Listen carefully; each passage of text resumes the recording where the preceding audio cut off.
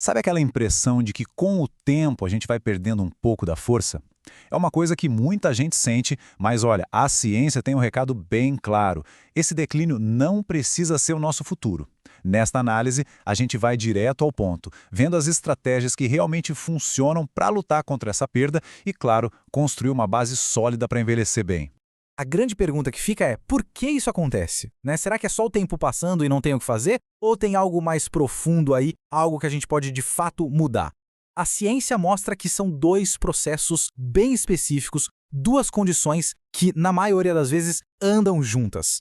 A primeira delas se chama sarcopenia. E é fundamental entender que isso aqui não é um envelhecimento normal, tá?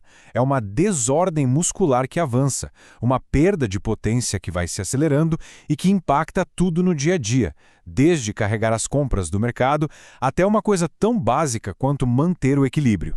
E ali, de mãos dadas com a sarcopenia, geralmente vem a parceira silenciosa dela, a osteoporose. Aqui, o que enfraquece é a estrutura interna dos ossos. Eles perdem densidade, ficam porosos, frágeis. E qual o grande perigo disso? Fraturas que podem mudar uma vida, principalmente no quadril e na coluna. Para a gente ter uma ideia do tamanho do problema, é só olhar os números. Olha só, entre os 60 e 70 anos, a sarcopenia já atinge mais ou menos 13% das pessoas. Mas o que assusta mesmo é o salto que acontece depois. Acima dos 80, esse número simplesmente dispara, chegando a 50%. É metade da população. Isso só mostra como é urgente a gente entender o que está acontecendo por dentro do nosso corpo. Certo. Agora vamos um pouco mais fundo. Vamos para um nível microscópico. Para entender como lutar contra isso, a gente precisa dar uma espiada na sala de máquinas do nosso corpo, lá nas nossas células, e ver onde é que essa batalha pela força realmente acontece. E as grandes protagonistas dessa história são as mitocôndrias. Pensa nelas como se fossem as usinas de energia das nossas células musculares. A saúde e a eficiência dessa rede de energia é o que define diretamente a nossa capacidade de ter força. E o que este slide mostra de uma forma genial são duas realidades completamente diferentes. De um lado, no envelhecimento sedentário, essa rede de energia vai se quebrando, se fragmentando. Ela fica desconectada, ineficiente. É como uma cidade que sofre apagões o tempo todo. Agora, do outro lado, no envelhecimento ativo, o exercício faz uma coisa incrível chamada fusão mitocondrial. As usinas se conectam, se fundem e criam uma super rede de energia, muito mais forte e resistente. E olha, isso não é só uma metáfora bonita, não. A pesquisa científica, como essa aqui do Jornal da USP, confirma essa conexão direta. Essa dinâmica das mitocôndrias, essa capacidade que elas têm de se conectarem e se fortalecerem, é um fator decisivo para manter a função dos músculos com o passar dos anos. A ciência não deixa dúvidas sobre isso. Bom, então se o problema está na nossa rede de energia celular e o exercício é a resposta, qual é a ferramenta mais poderosa que a gente tem em mãos?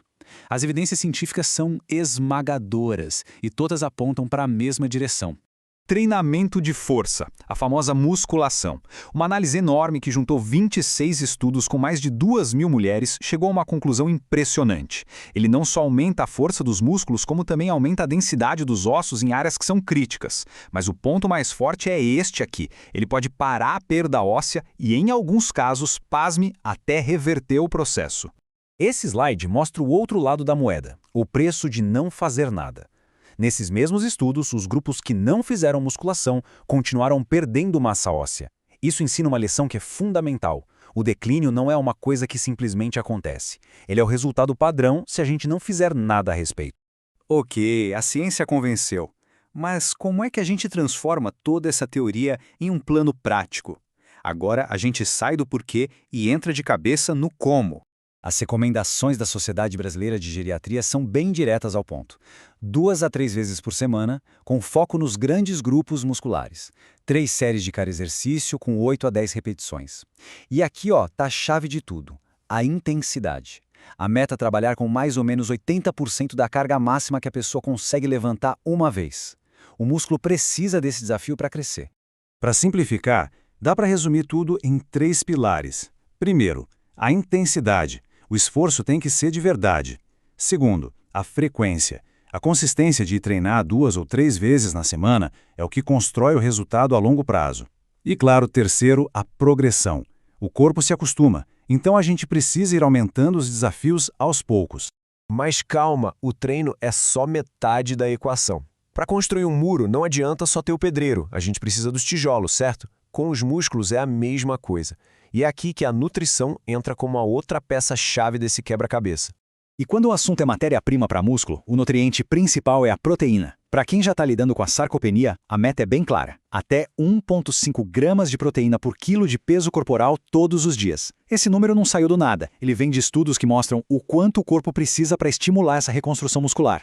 E agora vem um detalhe que faz toda a diferença. Não é só a quantidade total de proteína no fim do dia. É como ela é distribuída. A estratégia que se mostrou mais eficaz é dividir essa proteína em porções de 25 a 30 gramas no café da manhã, no almoço e no jantar. Isso quebra aquele hábito comum de comer pouca proteína de manhã e no almoço e uma montanha de uma vez só à noite. E o motivo por trás disso é fascinante. É que essa distribuição garante que o corpo receba um fluxo constante de leucina. A leucina é um aminoácido que funciona como se fosse um interruptor de luz. É ela que dá o sinal para o corpo: opa, hora de construir músculo. Manter esse interruptor ligado ao longo do dia é o segredo para a síntese de proteína funcionar a todo vapor. Então, quando a gente junta todas essas peças, o exercício e a nutrição, a mensagem principal fica bem clara. Uma coisa é envelhecer, outra, completamente diferente, é declinar. E a diferença entre as duas está, basicamente, nas escolhas que a gente faz. Essa linha do tempo aqui resume a ideia perfeitamente. Chega um ponto na vida, uma espécie de bifurcação na estrada. Um caminho é o do sedentarismo, que leva a uma perda contínua. O outro é o caminho ativo, abastecido com o treino de força e a nutrição certa, que leva à manutenção da força e da vitalidade. E conforme as décadas passam, a distância entre esses dois caminhos fica gigantesca.